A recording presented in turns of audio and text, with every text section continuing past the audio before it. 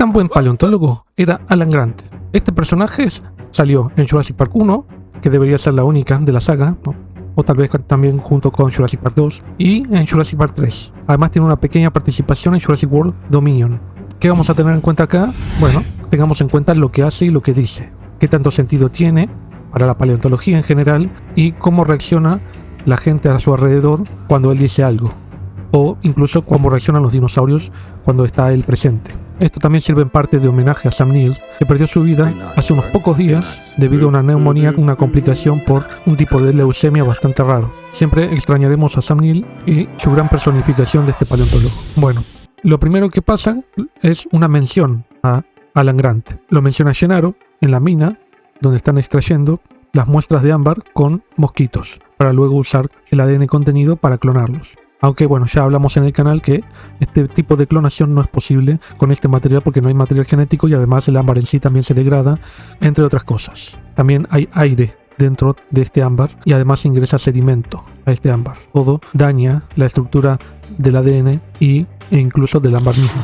Es savia de los árboles. Y bueno, lo que hace es este minero le dice: nunca lo sacarán de Montana a Alan Grant. ¿Por qué? Porque es un excavador como él. ¿Esto qué nos quiere decir? Que bueno, Alan Grant es un paleontólogo de campo, como debe ser la mayor parte de los paleontólogos. Tienen que ser paleontólogos de campo, pero también en la actualidad se pasa la mayor parte del año en el laboratorio y en la oficina, tanto observando como preparando y estudiando los restos colectados del campo. Además de hacer muchas tareas también de llenar papeles legales, de subsidios y otras cosas, dando clases, por ejemplo. O también llenar documentos para el instituto donde investiga el científico. Bueno, lo primero que vemos de Alan Grant es que están excavando un esqueleto completo, que según nos dicen acá es un Velociraptor, pero sabemos que es en realidad un Deinonychus, tanto por su edad como que están en Montana. Velociraptor es de Asia, es más reciente que el Deinonychus, entre otras razones. Pero eso no importa acá porque bueno, es una película ficción. Lo que nos importa acá es que, en primer lugar, están extrayendo un esqueleto completo, lo cual esto es evidentemente muy valioso, lo cual también habla de la capacidad de Alan Grant y de su equipo para conseguir estos materiales muy valiosos para la ciencia, y además seguramente el estudio posterior también va a ser muy valioso porque es un esqueleto completo, que es raro en la disciplina encontrar un esqueleto tan completo, o nulo, casi prácticamente nulo. No, tampoco lo extraen, lo excavan de una forma muy prolija, ni el sedimento alrededor es muy realista porque debería estar más metido en el hueso, y tampoco lo cuidan debidamente al esqueleto que están extrayendo, pero esto tampoco importa, de nuevo, porque es una película. Tenemos que tener en cuenta estos aspectos de que se trata de una película y tenemos que hacer estas salvedades a lo largo de lo que vemos sobre Alan Grant en la película y en las películas posteriores de la saga donde aparece Alan Grant. Y bueno, después que vemos que utilizan un aparato que produce un sismo para luego poder visualizar en una pantalla el esqueleto completo y luego Alan Grant hacer unos comentarios. Por lo tanto, esto nos indica también que tienen la infraestructura necesaria para montar un campamento, que están probando nuevas herramientas tecnológicas para utilizarlas, para aprovechar en las excavaciones que les puedan servir. Yo ya dije, bueno, este elemento para hacer sismos no es útil, no se utiliza en la paleontología, tampoco es útil en este caso porque el esqueleto ya está básicamente en superficie. Esto serviría si estuviera enterrado en profundidad, pero ya está en superficie. Lo que más serviría en este caso sería un dron, ¿no? Pero bueno, la idea de esta escena es en realidad mostrar el esqueleto completo y mostrar la pericia, el conocimiento de Alan Grant, y que evidentemente continúe la escena. Y van a hacer cosas que vamos a ver posteriormente en la película, que va a ser el Velociraptor, que bueno, como digo, ellos llaman Velociraptor, pero en realidad por el tamaño es un Utahraptor más bien. Y bueno, Alan Grant dice, bueno, la contracción post-mortem del cuello, las vértebras con espacios de aire, la cadera con el pubis hacia atrás y las garras recurvadas. Todas características, dice, de aves. Bueno, en parte sí, la neumaticidad es un rasgo compartido entre dinosaurios no avianos y aves, pero tanto la postura post-mortem ha generado justamente tafonómicamente, o sea, posteriormente a que el organismo pierde la vida, los sedimentos y los músculos se enrijecen alrededor y hacen que el cuello se vaya para atrás con las vértebras. Y además, bueno, las garras de las manos no quiere decir esto una mayor similitud con aves, ya que bueno, incluso hay otros arcosaurios también e incluso sinápsidos que tienen garras. Pero bueno, esto es algo que quiso decir evidentemente el personaje este y que está bien en el contexto de esta película. Y además después cuando dice eso, que dice que, bueno, justamente esta hipótesis teoría en la actualidad que las aves son dinosaurios. Esto es algo que evidentemente tiene muchísima evidencia a favor y que en la época, en el 93 que se hizo esta película, estaba bastante más debatido, pero que en la actualidad, 2026, está muy aceptado como teoría muy básica. Ya no podés decir que un ave evolucionó de un reptil más primitivo o de otro tipo de animal que no sea un dinosaurio, porque ya está completamente aceptado que las aves son dinosaurios. Te invito a ver algunos de los videos en el canal en el que hablamos de rasgos avianos de los dinosaurios no avianos, que son la mayor parte de los videos del canal. Y luego le dice al nene, lo trata de atemorizar con el comportamiento del Velociraptor, porque es lo que un hombre hace. Que dice que bueno, va a aparecer un Velociraptor y después van a aparecer dos más que ni siquiera vio, como una caza en manada, en grupo, muy coordinados, son muy inteligentes. Bueno, esto también es falso. Esto no es algo que se haya visto en el registro fósil, ni se presupone, porque además tenía un encéfalo muy pequeño, Velociraptor, aunque está así más cercanamente emparentado con las aves, pero eso no quiere decir, no hay evidencia de este tipo de comportamientos. Pero, como digo de nuevo, en cuanto a el contexto de la película está bien, porque incluso lo vemos después cuando cazan, básicamente cazan a el cuidador de los velociraptores en el parque, posteriormente en la película, e incluso es lo mismo que le pasa al propio Alan Grant en Jurassic Park 3. Básicamente también lo emboscan, lo tratan de cazar, pero bueno, se salva a último momento obviamente. Y después llega Hammond, que les dice que les va a financiar la excavación durante los próximos 10 años. Bueno, esto es obviamente algo muy útil. Dinero. Y siempre hay empresarios, empresas también, cuya contribución a las excavaciones, a los estudios científicos son muy relevantes y que son necesarias sí o sí tener financiaciones de otro tipo, no solamente lo que te puede pagar el Estado por trabajar en el Estado, en una institución del Estado que son los museos. Entonces siempre es necesario otro tipo de contribuciones para poder seguir excavando, y además las investigaciones son caras, hay que pagar todo esto, ¿no? Las carpas, los sueldos de la gente, la comida, las tecnologías que están utilizando, las herramientas de excavación, y después incluso la preparación y el estudio de este esqueleto, por ejemplo, de que lo excavan a que lo estudian pueden pasar unos 3 años o incluso más, 5 o 10 años también puede pasar.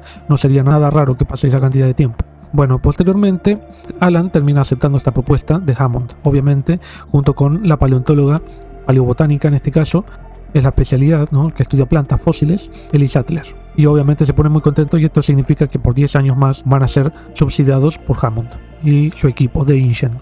Lo cual no quiere decir nada en contra ni a favor de él, está bien lo que está haciendo, es algo normal. Le piden que evalúe una isla, en este caso con animales que le van a servir para conocer, como veremos más adelante, ¿no?, como vimos en la película en Jurassic Park. Y bueno, van a la isla y cuando llegan obviamente se sorprende. Esto también evidencia el gran amor que tiene este paleontólogo Alan Grant por los dinosaurios, y que le apasiona lo que hace, obviamente, y que obviamente con esto que dice que eran de sangre caliente, los saurópodos, evidencia también que está continuamente tratando de conocer qué se puede decir de estos animales siempre que tiene una oportunidad de analizarlo.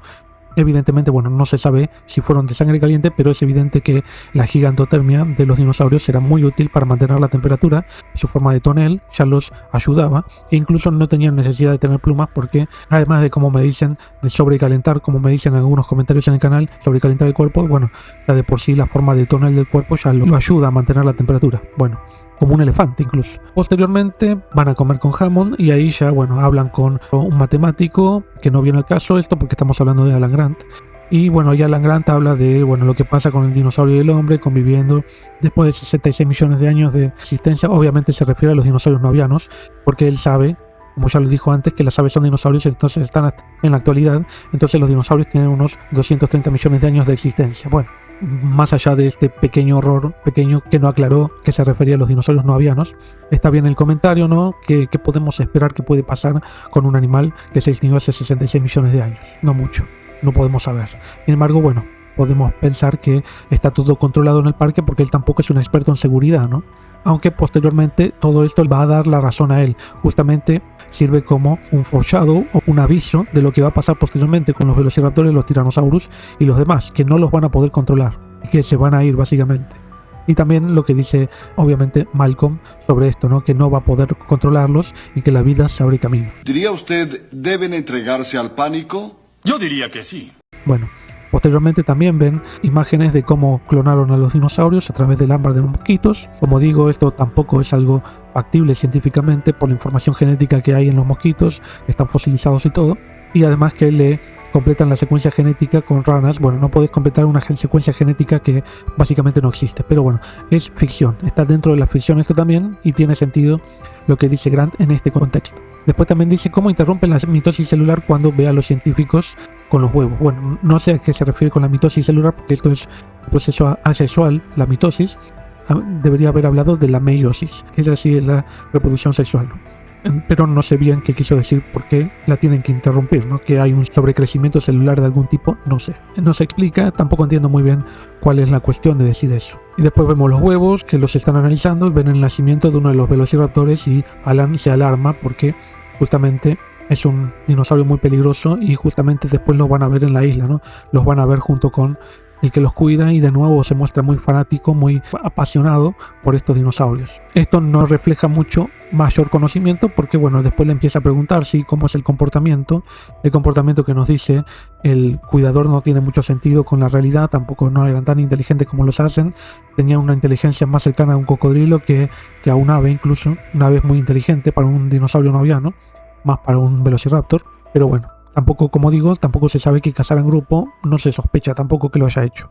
Pero, como digo de nuevo, tiene sentido en el contexto de la película. Después, cuando van al parque, bueno, evidentemente no pasa ninguno de los dinosaurios que anuncian se pueden ver, pero Alan los conoce. Evidentemente eso implica que tiene conocimiento sobre el tema, más allá del Deinonychus o del Utahraptor, justamente. Tiene sentido. Y después, lo importante es lo que pasa cuando se escapa el Tyrannosaurus, que le dice a Ian Malcolm que se quede quieto porque la visión se basa en el movimiento. Bueno, esto ya dije en el video de Mariano Rodríguez que no tiene sentido ese comentario porque la visión del Tyrannosaurus no depende del movimiento y además es el dinosaurio que tiene la visión más binocular de todos los dinosaurios, básicamente más de los carnívoros. Entonces te podía ver perfectamente, no tenía por qué moverse una persona o un animal para que lo pueda ver. Pero de nuevo tiene sentido en el contexto de la película, porque lo que dice pasa. Es así, de esta forma. Por lo tanto, refleja que sabe, ¿no? Y que aplica su conocimiento y que no falla. Y después también usa la bengala para tratar de atraer al Tyrannosaurus y la tira cuando ya sabe que puede correr peligro, lo cual también refleja que sabe diseñar estrategias y además que sabe utilizarlas a su favor el comportamiento del Tyrannosaurus, que lo conoce. Bueno, lo cual vemos que no pasa lo mismo con Ian Malcolm. Bueno. Y además en Jurassic Park 1 dice, cuando aparecen los brachiosaurios, dice Alan, estos son herbívoros, no te van a hacer nada. Por lo tanto, bueno, obviamente los reconoce a simple vista que son herbívoros y no representan un mayor peligro. Obviamente, bueno, porque sabe que son saurópodos. Bueno, otra cosa que no tiene mucho sentido es cuando le pregunta, en Jurassic Park 1, le pregunta qué dinosaurio es el que los está atacando al nene, cuando él debería saber, ¿no? Que es un Gallimimus el que los está yendo a correr hacia su dirección, ¿no? ¿Por qué no sabe? Bueno, porque en parte es porque el nene es un doppelganger suyo de Alan, no sé por eso. Esto tiene más sentido narrativo de la película, de la historia de la película, que de un punto de vista científico de la ciencia, de lo que él debe manejar Alan, ¿no? De lo que debería manejar Alan en cuanto al conocimiento. También Alan encuentra con los niños unos huevos en el parque eclosionados, o sea, las crías nacieron de Velociraptor, y unas huellas de estas crías, y además sabe reconocer que tuvieron que haberse podido reproducir porque posiblemente eran hermafroditas como algunos anfibios en la actualidad, lo cual es correcto desde la ciencia actual también, pero que lo haya podido hacer un dinosaurio, un animal clonado, ya es algo demasiado exagerado, casi imposible diría yo, altamente improbable al menos. Y posteriormente, en cuanto a conocimiento de los dinosaurios, podemos ver que Alan Grant es atacado por unos velociraptores hacia el final de la película en grupo, ¿no? O sea que es básicamente lo que él dijo, que él predijo cómo era el comportamiento de estos velociraptores. Pero no hay mucho más para decir acá sobre conocimientos, básicamente lo que él dijo es lo que pasa. Los velociraptores atacan de grupo, incluso nombró a 3 al principio de la película y acá lo atacan entre 3 y los rodean a todos. Lo cual tiene sentido con lo que dice y finalmente dice que no va a avalar el parque. Esto refleja evidentemente que tienen un alto conocimiento biológico, científico de los dinosaurios, según lo que dice la ficción, ¿no? Porque lo que más importa acá básicamente es el sentido de ficción que tiene la película y cómo puede contribuir este personaje a la narrativa de la película. No importa mucho que sepa él, que lo que diga tenga sentido biológico, sino que lo que importa es que permita que avance la trama de la película. Bueno, entonces en cuanto a paleontólogo, diría que es un paleontólogo que es mejor en el trabajo de campo que en la oficina, que en el gabinete, lo cual podría asociarse incluso, bueno, al propio Horner, en el que está basado básicamente este paleontólogo, que es un paleontólogo muy de campo, o era, porque ya tiene más de 70 años y ya no creo que vaya mucho al campo. Y además podría también incluso asociarse a otro paleontólogo conocido como José Bonaparte, que era un gran paleontólogo de campo, pero que, bueno, tenía alguna deficiencia tal vez teórica, pero principalmente por un tema tecnológico, porque la tecnología empezó a aparecer muy hacia los 2000 y ya cambió demasiado la ciencia, la paleontología, y había mucho nuevo por descubrir que evidentemente los paleontólogos de antaño no pudieron absorber de la misma forma que los paleontólogos más jóvenes que fueron apareciendo. Pero más allá de esto, después viene la tercera película, también lo mismo, están en el campo, están excavando unos fósiles y tienen un gran campamento ahí con mucha maquinaria, y además tienen una impresora en 3D que justamente la podemos ver en la actualidad con mucha más frecuencia en la vida diaria, las impresoras en 3D, pero que en esa época, en 2001, eran muy poco frecuentes, lo cual indica también que tienen cierto presupuesto para poder emplear en la campaña y además suficiente personal como para extraer muchos dinosaurios, básicamente. Acá tiene que estar apareciendo muchísimos dinosaurios para tener tremendo personal, ¿no? Que es lo que está pasando también, que están desenterrando un nuevo esqueleto completo muy parecido al Velociraptor que estaban desenterrando en la primera película. Muy completo también, por lo tanto, mucha nueva información. Y también dice en un momento, en una charla, que los raptores, velociraptores y otros dromosaurios tendrían una muy amplia cavidad encefálica que les permitía comportamientos complejos. Bueno, esto es lo que les digo siempre, no era muy amplia esta cavidad en relación a, por ejemplo, a cocodrilos, era muy parecida a cocodrilos y muy lejana a la de las aves, pero como digo siempre, tiene sentido en el contexto de la película, el personaje que sabe mucho, pero tengan en cuenta eso, ¿no? Lo que dice no tiene relación con la realidad de los conocimientos sobre los dinosaurios no avianos, tiene más bien que ver con la forma en la que es encarada el personaje y tiene que ver con lo que pasa posteriormente en la película, que es de nuevo un comportamiento de cooperación entre los velociraptores, y justamente que ese aparato que hicieron con la impresora en 3D les va a permitir sobrevivir la isla y el ataque de los velociraptores cuando Alan trata de imitar el sonido de ayuda de los velociraptores, y lo que implica también que tenían hasta casi una cierta capacidad de lenguaje como delfines o primates. Bueno, esto evidentemente, como digo, es una exageración muy grande, pero que otra vez para lo que se ve en la película y para la trama sirve de mucho y es muy aplicada en la trama. Después también se queda con los huevos de que había robado uno de los expedicionarios, Billy, que era colaborador suyo, porque sabe que el no tenerlos es más peligroso que el tenerlos, porque si justamente los van a atacar, que es lo que va a pasar después, para tratar de recuperar los huevos, y no los tienen, los van a apachurrar. Y al tenerlos, justamente lo que van a hacer es podérselos devolver y tratar de sobrevivir de alguna forma, que es lo que pasa finalmente, ¿no? Después también con Billy tratan de descifrar qué dinosaurio es el que los atacó cuando los ataca finalmente el Spinosaurus, pero Billy le dice que parecía un Suchomimus, un Baryonyx, y no, le dice Alan, es un Spinosaurus. No tiene mucho sentido lo que dice Billy, porque ni Suchomimus ni Baryonyx tenían esa vela en la espalda, pero bueno, digamos de nuevo que tiene sentido en el contexto de la película, en el que Billy es un colaborador que tal vez aún cometa ciertos errores y Alan es el gran profesor, entonces bueno, él tiene evidentemente la razón, la verdad, porque es el gran profesor, ¿no? Es lo que quieren hacer, que él sabe, él les puede decir lo que es verdaderamente. Y después también acierta con el ataque de los pterosaurios en esa gran jaula que había, donde se meten ellos, los personajes, y finalmente son atacados. Y él es el que se da cuenta que se trata de una jaula de pterosaurios, lo cual también refleja parte de su conocimiento. Pero después en la película no refleja mucho más conocimiento que el que ya dije, que reflejó hasta ahí. Y después en Dominion lo vemos cuando aparece en una excavación de nuevo, que está mucho más grande, una excavación bastante grande, bastante amplia, y vemos que trata de hablarles a unas chicas que serán pasantes, que están con los celulares y parecen desinteresadas, ¿no? Lo cual no tiene mucho sentido, porque ¿para qué van a estar ahí y no les interesa excavar, ¿no? Obviamente. Pero tiene que ver con que, bueno, Alan Style trata de entusiasmar a todos y incluso a gente que tal vez está en otra onda, digamos, lo cual refleja de nuevo su espíritu entusiasta, nada más. Y después en su carpa vemos que tiene un montón de huesitos, de recuerdos y otras cosas de tanto de esta campaña como de anteriores.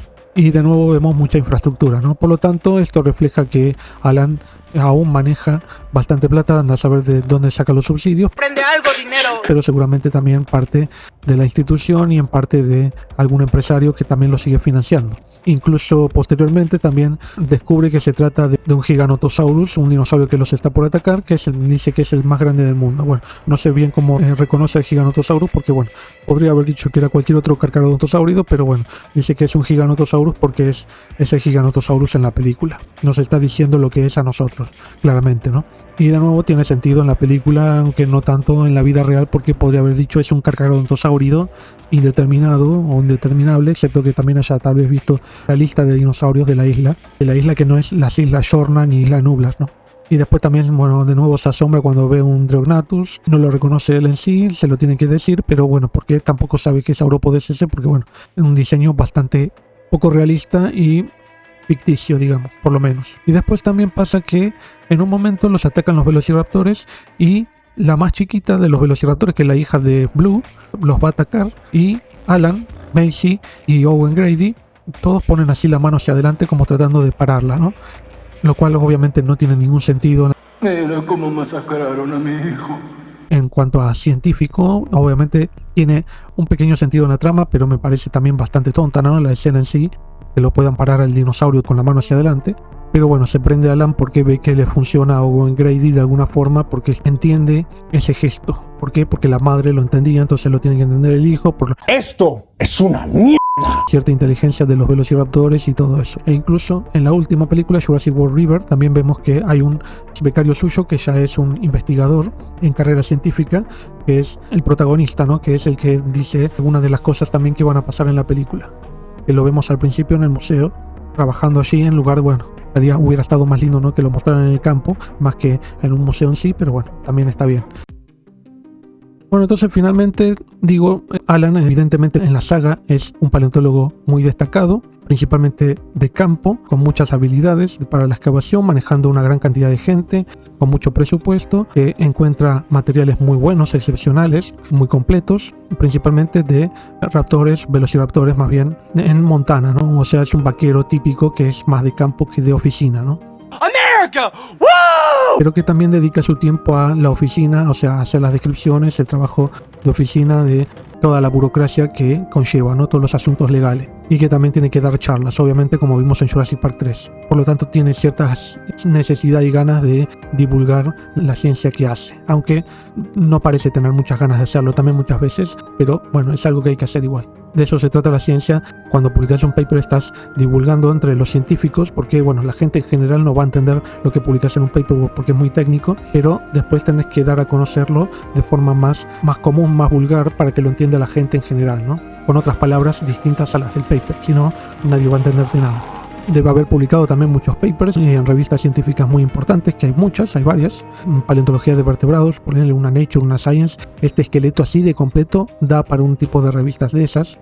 Se han publicado muchas veces esqueletos muy completos en las revistas más grandes, que son Nature o Science, con un alto factor de impacto, o incluso algunas otras como Proceedings, entre otras, que también tienen alto factor de impacto. Como digo, lo que dice mayormente casi nunca tiene sentido con la realidad de la ciencia de la paleontología de estos dinosaurios. Sin embargo, sí tiene sentido en la trama de la película. Pero como digo, la saga hacen que es un paleontólogo brillante, muy destacado, que tiene becarios doctorales también, como este Billy seguramente es un becario doctoral, por lo que parece. Como digo, evidentemente tiene que ser destacado, es muy conocido tanto en el ambiente como con otros colegas excavadores. Lo llevaron a hacer un relevamiento de una isla, por lo tanto tiene que ser importante. Por lo tanto, no entiendo muy bien por qué se queja todo el tiempo y se lo ve con cara de que está siempre enojado, pero bueno, básicamente tiene todo lo que necesita, todo lo que querría cualquier investigador paleontólogo tener en el campo y en sus oficinas, que seguramente debe tener una linda oficina, aunque nunca la vimos, por desgracia, en la saga, pero debe ser linda también la oficina. Bueno, espero que les haya gustado el video, denle like, suscríbanse y despedimos a Sam Neill, un gran actor y al cual yo admiraba mucho de chiquito por este rol de Alan Grant. Nunca pensé que llegaría el momento de despedirlo de esta forma.